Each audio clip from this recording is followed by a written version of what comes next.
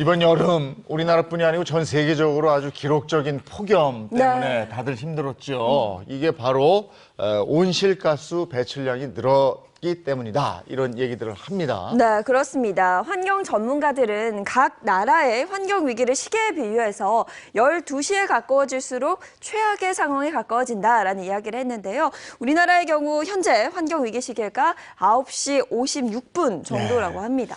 누구나 공감하시죠? 정말 심각한 수준인데 이 지구의 시계를 돌릴 수 있는 친환경 미래 에너지에 대한 영상을 먼저 준비했습니다.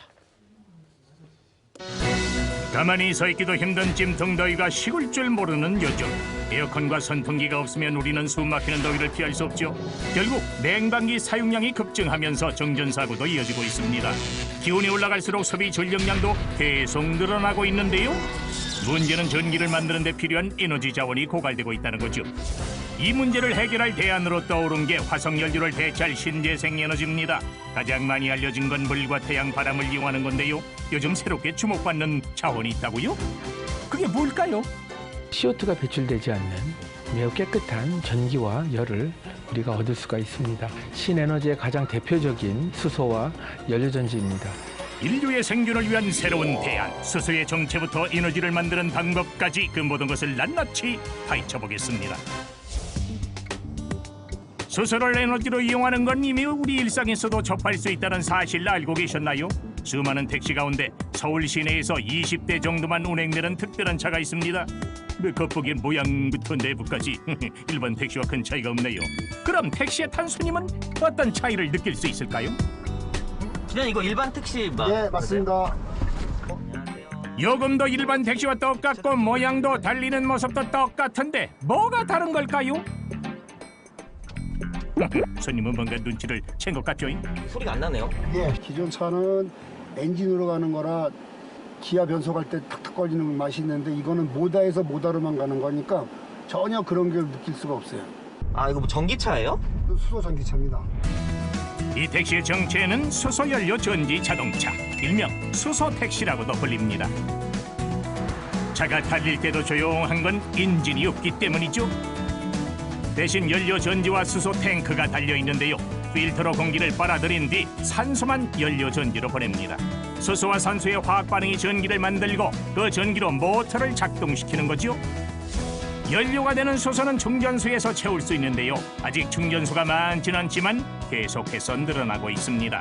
수소 연료 전지 자동차를 타는 사람도 점점 늘고 있다는데 특별히 좋은 점이 있을까요? 한 3개월 정도 써보니까 조금 익숙하면서 뭐 기존의 전기차보다도 훨씬 더 장점이 많다고 생각하고 있습니다. 차를 타고 다니면 공기를 정화해준다 하는 이야기도 들으면서 이제 환경도 많이 생각하는 차고, 충전도 4분이면 충분하고 비용도 적게 든다는데 에너지로서 수소의 장점은 뭡니까? 수소는 우주의 75%를 차지하는 무한한 에너지원입니다. 같은 양을 저희가 비교했을 때 석유나 석탄 대비해서 3배에서 7배 더 많은 에너지를 만들어낼 수가 있습니다. 태양빛을 에너지로 바꾸는 태양광 발전, 그리고 바람으로 에너지를 얻는 풍력 발전은 날씨의 영향을 많이 받습니다. 또 발전소가 들어서기 위해서는 넓은 땅이 필요하죠. 하지만 수소와 산소의 화학 반응이 에너지가 되는 연료 전지는 1년 내내 에너지 생산이 가능합니다. 연료전지 같은 경우에는 1메가와트당 그 소요되는 부지 면적이 약 한 150평 정도입니다. 근데 태양광은 한 2, 3천 평이 필요하고요. 풍력은 그거에 더 10배, 한 1, 2만 평이 더 필요합니다. 풍력발전소 1개를 설치할 면적의 수소연료 전지 발전소는 헐! 100개까지 들어설 수 있는 거죠.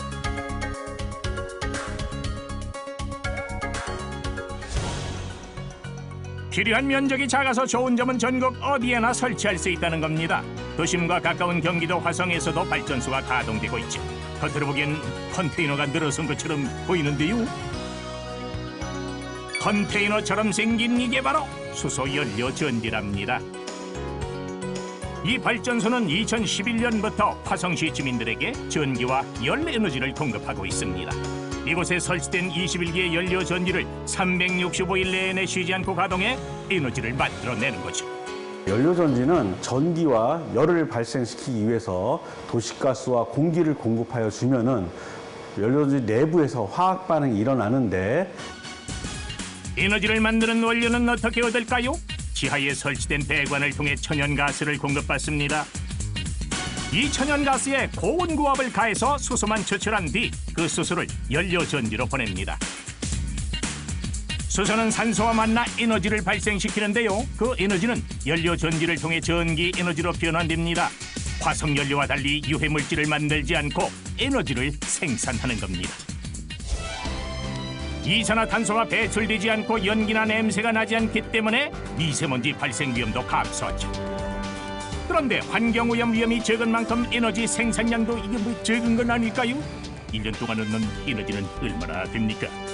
저희들이 지금 60메가 기준으로 약 13만 가구가 1년 동안에 사용할 수 있는 전력량을 생산하고 있습니다. 화성시 인구의 한 절반 정도가 사용할 수 있는 전기량이지 않나 이렇게 생각합니다. 이 수소연료전지 발전소에서 생산된 전기만으로도 화성시 주민의 절반은 생활이 가능한 거죠. 비슷한 규모의 발전소가 하나 더 들어선다면 에너지 자립도 가능하겠네요. 주민들에게 전기 말고 다른 것도 함께 공급을 하고 있는데요. 이게 지금 열 교환기잖아요. 그죠? 네, 이렇게 직사성이 딱 열변입니다. 수소와 산소의 화학 반응은 열 에너지도 발생시키는데요. 열 교환기는 물을 데워 온수로 만듭니다. 그 온수를 주민들에게 공급하는 거죠. 수소 연료 전지 하나로 전기와 열을 동시에 얻다니 이게 바로 꽉 먹고 알 먹고 도랑치고 가지 잡는 거죠. 우리는 매일 아침 눈을 뜨고 잠이 들 때까지 전기를 사용하면서 생활합니다. 기술이 발전할수록 전기 사용량은 더욱 늘어날 겁니다. 수소 연료 전지 역시 이미 여러 분야에서 활용되고 있는데요. 활용 분야와 규모는 계속 커질 겁니다. 2040년까지 수소연료전지 발전소 설비량을 약 8기가와트, 그 원자력 발전소 8기에 해당하는 그 설비량입니다. 그거를 일단 그 보급을 계획하고 있고요. 수소 연료 전지 발전소는 지역 주민들에게 에너지를 공급하는 역할만 하는 게 아닙니다. 더불어 살아가기 위한 사업도 진행하는데요. 그날이 바로 오늘이랍니다. 일하다 말고 갑자기 외출에 나선 직원들 왜 어디 가셔? 멀리 갈 것도 없이 발전소 바로 앞에서 청소를 시작합니다. 바로 지역 주민을 위한 환경 정비 작업이라고 하는데 저기 날씨도 더운데 이거 왜 저러신 겁니까? 지역과 함께하는 상생 협력의 일환이기 때문에 부지런히 해야죠. 지역 주민과 소통하기 위한 노력 아니겠습니까? 우리가 에너지 고갈과 환경오염에 맞서려면 불필요한 에너지 소비를 줄여야 합니다. 그리고 이미 우리 일상 가까이 다가온 수소와 연료전지 같은 신에너지에 대한 관심도 필요하지 않을까요?